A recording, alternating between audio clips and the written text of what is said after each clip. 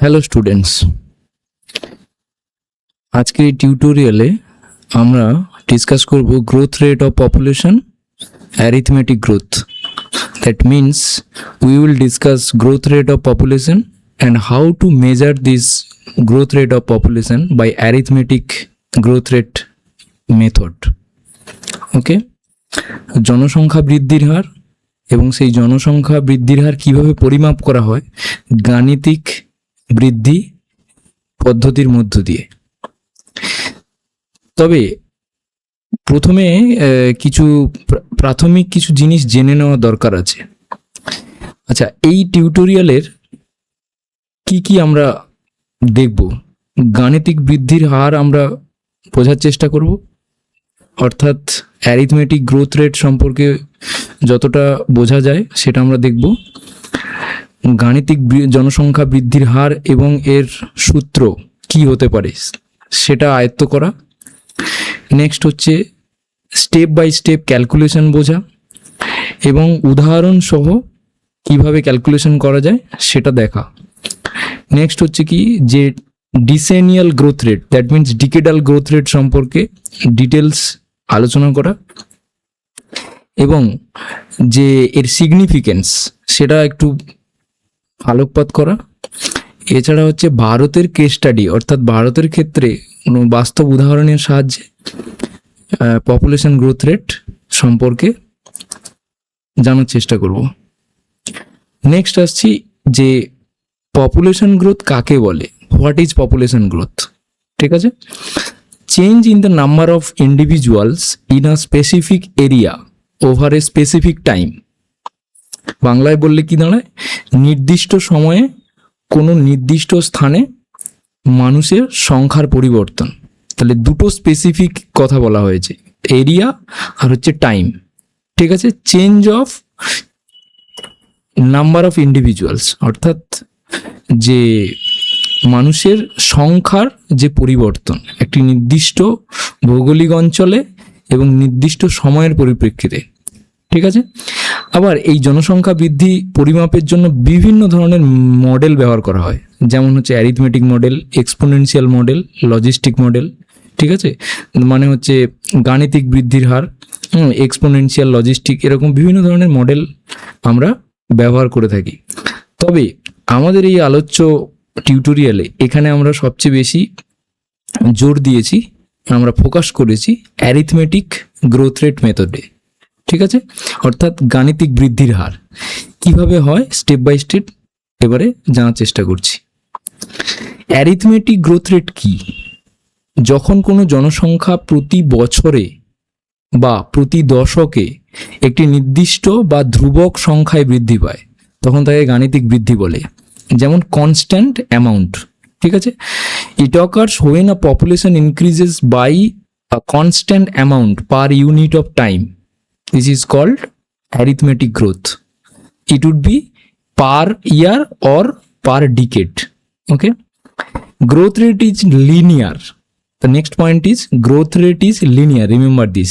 That means straight line rather than geometric or exponential. অর্থাৎ এই যে অ্যারিথমেটিক গ্রোথ বা গাণিতিক যে বৃদ্ধি, এটি জ্যামিতিক হারে বা এক্সপোনেনশিয়াল হারে বাড়ে না, বরং সরলরেখায় বাড়ে, অর্থাৎ লিনিয়ার ট্রেন্ড হিসেবে দেখা যায়। According to Thomas Malthus theory, food production typically increases at an arithmetic rate. এটা আমরা জেনেছি ম্যালথাসের তত্ত্বে। ঠিক আছে, যে ফুড প্রোডাকশন অ্যারিথমেটিক হারে বাড়ে কিন্তু জনসংখ্যা জিওমেট্রিক অর্থাৎ জ্যামিতিক হারে বাড়ে। ঠিক আছে, তো অ্যারিথমেটিক গ্রোথ কি সেই সম্পর্কে মোটামুটি আমরা জানতে পারলাম।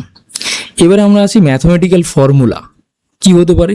The formula of the arithmetic growth rate of the population is PT equals to P0 bracket start 1 plus RT bracket close. ঠিক আছে, এই হচ্ছে ইনিশিয়াল ফর্মুলা। ঠিক আছে, এটা খুব ইম্পর্টেন্ট।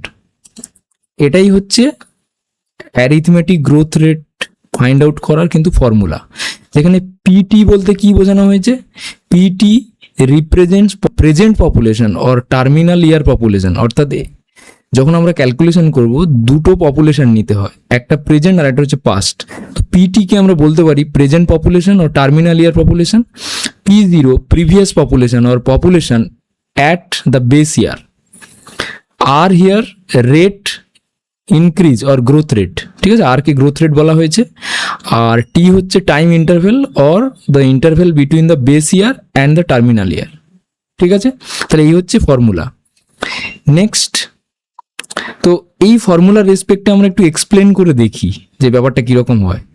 তো এক্সপ্লেনেশনে প্রথম হচ্ছে পিটি ইকুয়ালস টু P0, এটাই আমরা একটু আগে দেখিয়েছি ফর্মুলাতে, মেন ফর্মুলা 1 + RT। এবার এটাকে যদি আমি ভেঙে দেখাই তাহলে কি হবে, PT equals to P0 + P0 RT or P0 + P0 RT সমান পিটি, অর্থাৎ জাস্ট উল্টে দিয়েছি।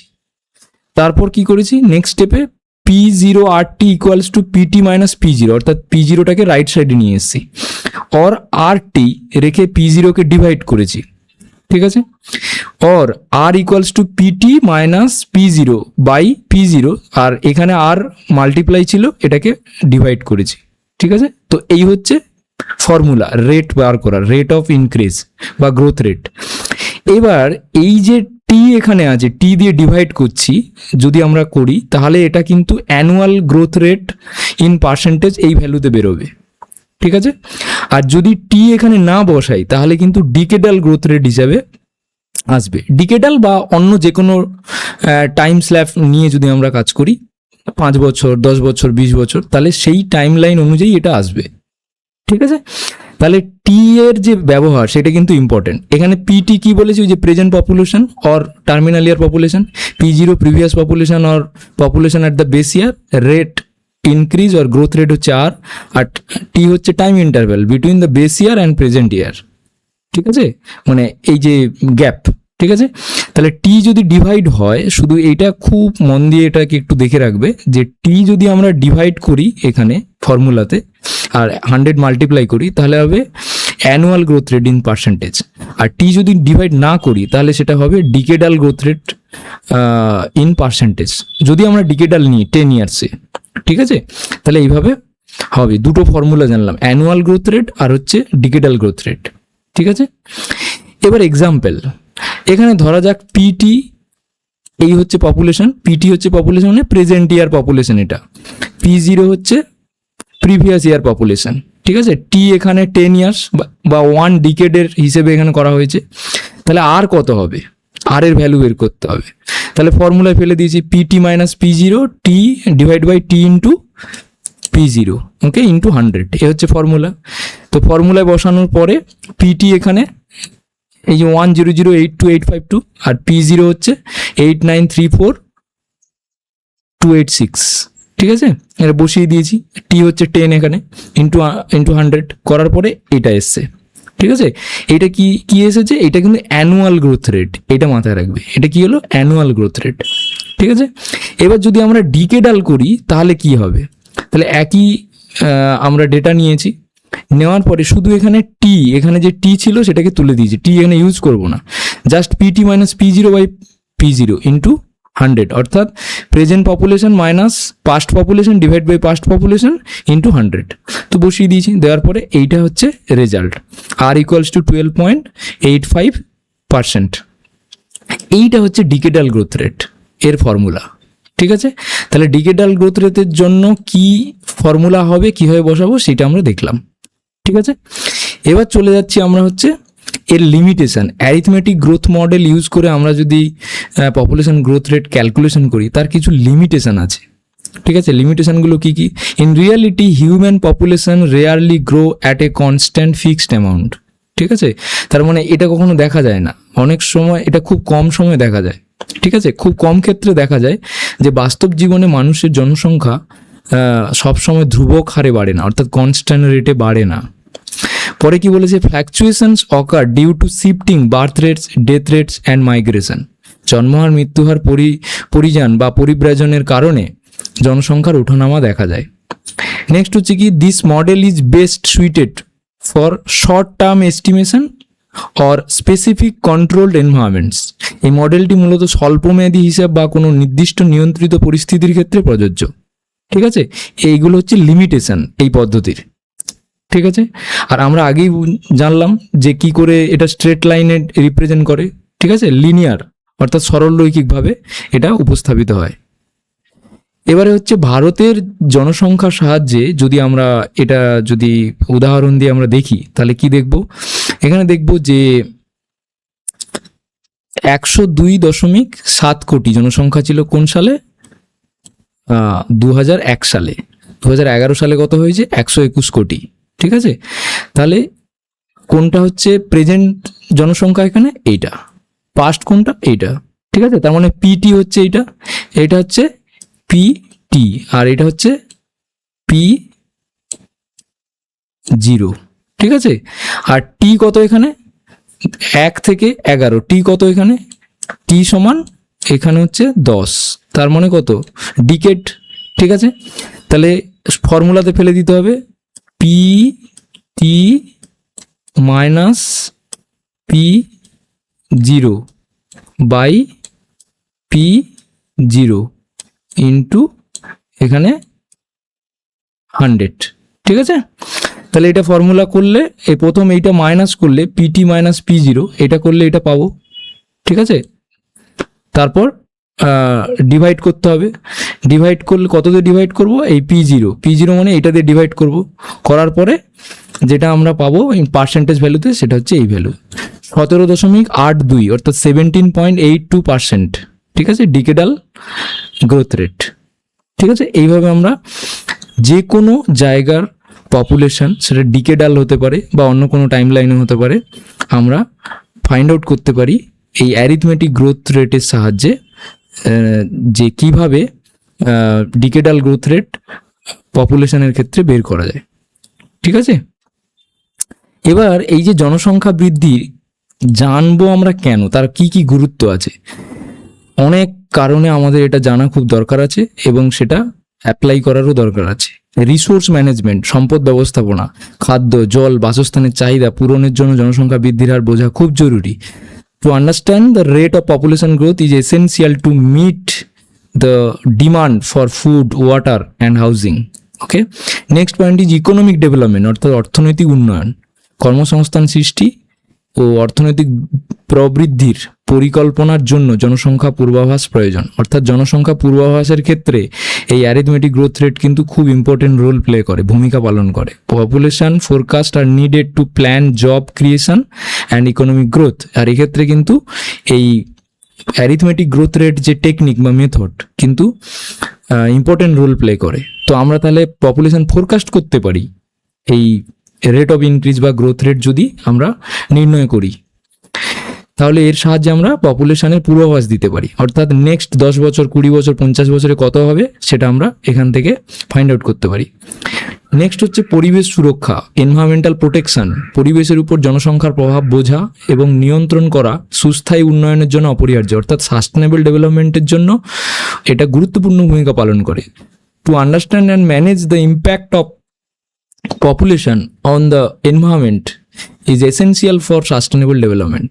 ওকে, নেক্সট হচ্ছে কি সামাজিক পরিকল্পনা, সোশ্যাল প্ল্যানিং, শিক্ষা, স্বাস্থ্য ব্যবস্থা বা স্বাস্থ্যসেবা অ্যান্ড অন্যান্য নাগরিক পরিষেবার চাহিদা পূরণের সঠিক পরিকল্পনা প্রয়োজন। তার জন্য কিন্তু পপুলেশন গ্রোথ রেট জানা বা পপুলেশন গ্রোথ রেট সম্পর্কে চর্চা করা, তাকে ব্যাখ্যা করা, অ্যানালিসিস, বিশ্লেষণ করা খুব দরকার, স্টাডি করা খুবই প্রয়োজন। Proper planning is needed to meet the demand for education, health care and other civic services. তো এই কারণগুলোর জন্যই পপুলেশন গ্রোথ এত বেশি ইম্পর্টেন্স আমাদের কাছে। তো পপুলেশন গ্রোথ রেট জানলে এই সমস্ত ব্যবস্থাপনা বা এই সমস্ত স্টেপগুলো নেওয়ার পক্ষে অনেক সুবিধা হবে। তো এই টিউটোরিয়ালে আমরা মোটামুটি গ্রোথ রেট সম্পর্কে অনেকটাই ডিটেলস আমরা জানলাম। এখানে ভারতের জনসংখ্যা বৃদ্ধির যে আমাদের পুরনো ডেটা সেট 1971 থেকে 2011 পর্যন্ত, তার একটা তুলনা এখানে দেওয়া হয়েছে গত 5 দশকে যে কিভাবে চেঞ্জ হয়েছে। তো 1971 সাল থেকে 2011 সালের মধ্যে জনসংখ্যা কতটা বেড়েছে, ঠিক আছে, ছিল 1971 সালে 54.8 কোটি, সেখান থেকে হয়েছে 121 কোটি 2011। তো কিভাবে বেড়েছে বার গ্রাফ দিয়ে এখানে প্রেজেন্টেশন করে দেখানো হয়েছে, ঠিক আছে। তাহলে 2000 এখানে যদি কম্পেয়ার করি তাহলে 1971 থেকে 1981 এইটা হচ্ছে র্যাপিড গ্রোথ হয়েছে, তো 24.6% বৃদ্ধি হয়েছে, ঠিক আছে। আবার 2001 থেকে 2011 কত হয়েছে, 17.82%, অর্থাৎ এখানে বৃদ্ধির হার কিছুটা স্লো দেখা যাচ্ছে, ঠিক আছে। আমরা এই টিউটোরিয়ালে মোটামুটি পপুলেশন গ্রোথ সম্পর্কে একটু প্রাথমিক আইডিয়া আমরা নেওয়ার চেষ্টা করলাম, এবং অ্যারিথমেটিক গ্রোথ রেট সম্পর্কে ডিটেল আমরা জানার চেষ্টা করলাম। পরবর্তী টিউটোরিয়ালে এই পপুলেশন গ্রোথ রেটের যে প্র্যাকটিক্যাল পার্ট আছে সেটা আমরা ডিসকাস করব। কিভাবে 2 ডিকেডাল ডেটা সেট অর্থাৎ 2 দশকের ডেটা কিভাবে তুলনা করা যায় প্র্যাকটিক্যালের মাধ্যম দিয়ে আমরা সেটা দেখব এবং অ্যাপ্লাই করব। ওকে।